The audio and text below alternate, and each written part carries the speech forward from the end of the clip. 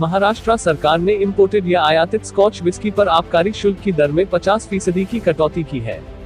इससे राज्य में इसका दाम अन्य प्रदेशों के बराबर हो जाएगा।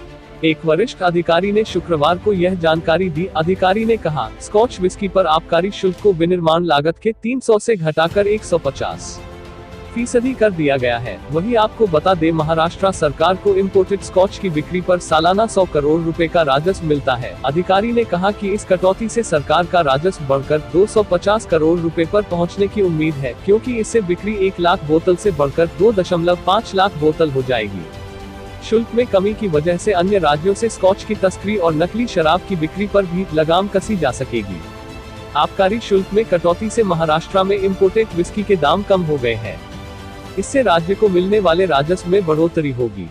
खबर के मुताबिक अभी 1 लाख बोतलों की बिक्री एक दिन में होती है। शुल्क कम होने से बोतलों की बिक्री 2.5 लाख पर पहुंच सकती है, जिसके बाद से ही राज्य सरकार के खिलाफ में आवाज उठने लगी है। जनता जहां डीजल, पेट्रोल, गैस सिलेंडर और महंगाई से परेशान है, वहीं शराब के टैक्स को कम कर जनता का मजाक बनाया। राष्ट्र सरकार ने कैसी विडंबना है देखे, महाराष्ट्र सरकार ने रातों रात विदेशी शराब पर कोई 5-10% नहीं बल्कि 50% टैक्स कम कर दिया।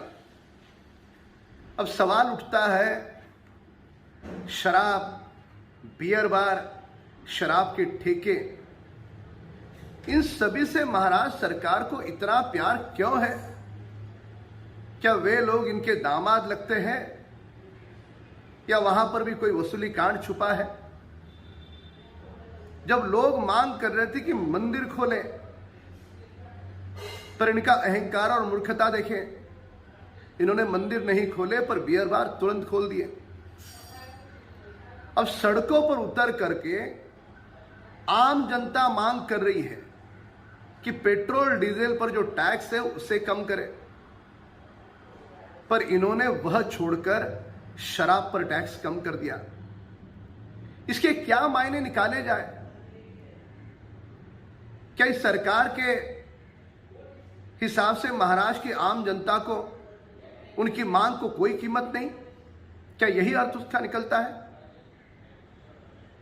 महाराष्ट्र की सरकार को पेट्रोल और डीजल पर जो टैक्स है उसे कम करना होगा।